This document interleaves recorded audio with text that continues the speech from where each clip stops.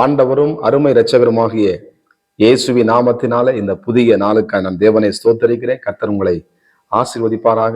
நாம் கண்களை மூடி ஜெபம் பண்ணுமா. பரிசுத்தம் கிருபை நிறைந்த நல்ல தகப்பனே, எங்களோடு கூட பேசுங்கப்பா, இயேசுவி நாமத்தின் பிதாவே, ஆமை. எடுத்து வாசிப்போம். 1 கொரிந்தியர் 11ஆம் அதிகாரம், அதுல 7ஆம் வசனத்தை கூட வாசிப்போம். புருஷனானவன் தேவனுடைய சாயலும் மகிமையா இருக்கிறபடியினால் தன் தலைமுடியை மூடிக்கொள்ள வேண்டுவதில்லை. ஸ்திரியானவள் புருஷனுடைய மகிமையா இருக்கிறார்.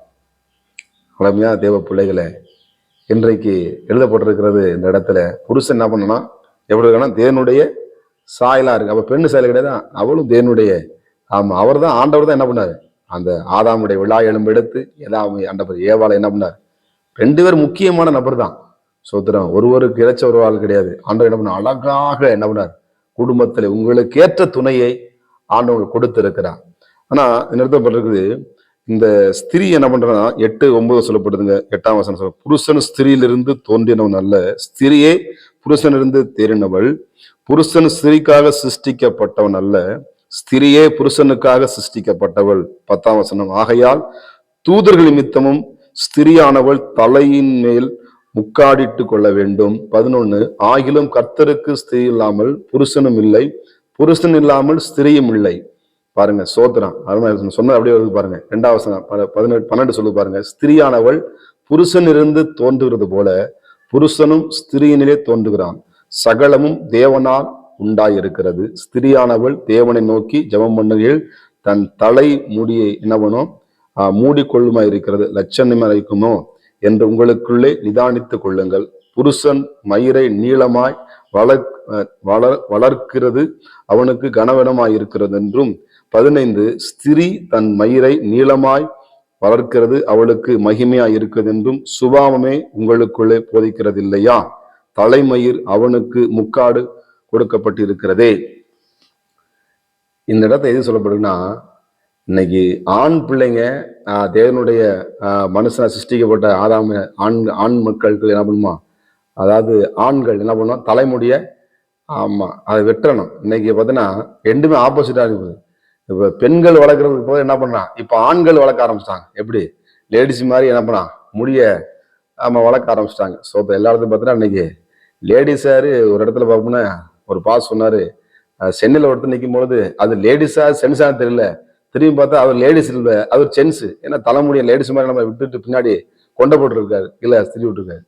இன்னைக்கு அப்படிப்பட்ட காலத்துல நம்ம ஆணும் பெண்ணும் தெரியாம என்ன பண்றோம் வாழ்ந்து, என்ன முடி அப்படி அலங்கோலமா என்ன பண்றோம். ஆமா, இன்னைக்கு முடி வெட்டாம சோத்திரம் பயங்கரமான நீளமா வடிச்சுக்கிட்டு அது ஒரு மாதிரி ஸ்பேஸ்ன்னு சொல்லிட்டு வித்தியாசமா முடி விட்டுட்டு, இல்லை ஆண்டை எல்லாவற்றையும் என்ன பண்ண ஒழுங்கும் கர்மமாக அந்த 5000 பேர் எப்படி ஆண்டவர் அந்த புல்லுல உட்கார வச்சு அந்த வனாந்திரத்தை 3 நாள் ஜனங்க சாப்பிடலதான், ஆனாலும் ஆண்ட அந்த புல்லு மேல அழகாக ஒழுங்கா உட்கார வச்சு அந்த அனைவருக்கும் அருமையாக சாப்பாடு போட்டார். தேவன் சில ஒழுங்குகளை நம்மளுக்கு, அதுல சில குடும்பங்களும் சில ஒழுங்குகள் இருக்கும். ஆமா, கணவனுக்கு தெரியாம மனைவி இதையும் செய்யக்கூடாது, மனைவிக்கு தெரியாம கணவன் இதையும் செய்யக்கூடாது. 2 பேருக்கு எந்த ஒளிவு மரமே இருக்கக்கூடாது. நீங்க உங்களுக்கும் ஆண்டவர் தான், நீங்கள் ஆண்டவர் தான். 3 முற்பரி நூலாக இருக்கணும். நீ பார்த்தீங்கன்னா இன்னைக்கு பெண்கள் பார்த்தீங்கன்னா ஆண்கள் மாதிரி முடி வெட்டிக்கிறது. ஆமா, அதனால முடி என்ன பண்ணுறது, இங்கே அது பேசன் முடி என்ன பண்ணுறது, பாதையை வெட்டிக்கிட்டு கொஞ்சம் வித்தியாசம் பண்ணிட்டு, இல்லை அது எதுக்கு, தேவன் அழகா நம்மளை உண்டாக்கி இருக்கிறார். அவர் சொன்ன பொண்ணா அனுப்புற. அப்ப அந்த மகிமையை நம்ம என்ன பண்ணுவோம், அதை சுதந்திரத்தை தேவனுடைய பிரசன்னமானது அந்த மகிமை நம்முடைய குடும்பத்திலே இருக்க வேண்டும். அந்த மகிமை தான் என்ன பண்ணும், அந்த பிரசன்னம் தான் என்ன பண்ணும், சத்துருவின் கிரிகளை நிர்மலமாக்கும். தேவனுடைய சமாதானம் குடும்பத்துக்குள்ளே உலாவும். நீ பெரிய நான் பெரிய கூடாது, 2 பேரும் கணவன் மனைவி நீங்கள் ஒரே சரீரமா இருக்கிறீங்க. ஒருவருக்கு ஒரு விட்டு கொடுக்கும் பொழுது அந்த குடும்பத்துல சமாதானம் உண்டாகும். ஒருத்தன் சண்டை போடும் பொழுது ஒரு ஆள் என்ன பண்ணும், 2 பேர் சண்டை என்ன பண்ணா, இப்ப 2 பேர் சண்டை போடும் பொழுது 2 பேர் மோதிட்டு 2 பிரச்சனை ஆகும். இப்போ ஒரு ஆள் சண்டை போடும் பொழுது இது கொஞ்சம் தாழ்ந்து போச்சுன்னா போகும், இது எவ்வளவு மோதி பார்க்கும், மோதி பார்த்துமா இது என்ன அப்படியே சோர்ந்து போகும். அப்ப என்ன பண்ணும், விட்டு கொடுக்கும் பொழுது சமாதானம் உண்டாகும். ஆமென். கணவன் மனைவி ஒரே சரீரமா இருக்கிறீங்க. ஆண்டவர் அப்படிப்பட்ட மகிமையான குடும்பத்தை உங்களுக்கு கொடுத்திருக்கிறார். அதனால நீயா நானும் போட்டி கொடுக்குறப்புல ஆண்டவர் இந்த மகிமையான பிரசனத்தினாலே உங்களை ஆஸ்வதித்து உங்களை மேன்மைப்படுத்துவார் என்பதுல எந்த விதமான சந்தேகம் இல்லை. நம்ம தேவன் முன்பாக நம்ம தலை குனிந்து நம்ம ஜெபிக்கும் பொழுது தேவனுடைய பிரசன்னத்தையும் ஆண்டவர் விரும்புறது தாழ்மை என்ன பண்ணார், தாழ்மையினோனுக்கு என்ன பண்ணாரு, கிருபை அளிக்கிறார். அந்த தாழ்மையை பெற்றுக்கொள்வோம், ஆசீர்வாதத்தை பெற்றுக்கொள்வோம், குடும்பத்தில் நன்மையை நாம் சுதந்திரித்துக் கொள்வோம். கர்த்தருடைய மகிமை நம்ம குடும்பத்தையும் நம்ம பிள்ளைகளையும் நிச்சயமாய் மூடி உங்களை ஆஸ்வதிப்பார். நம்ம ஜெபம் பண்ணுவோமா?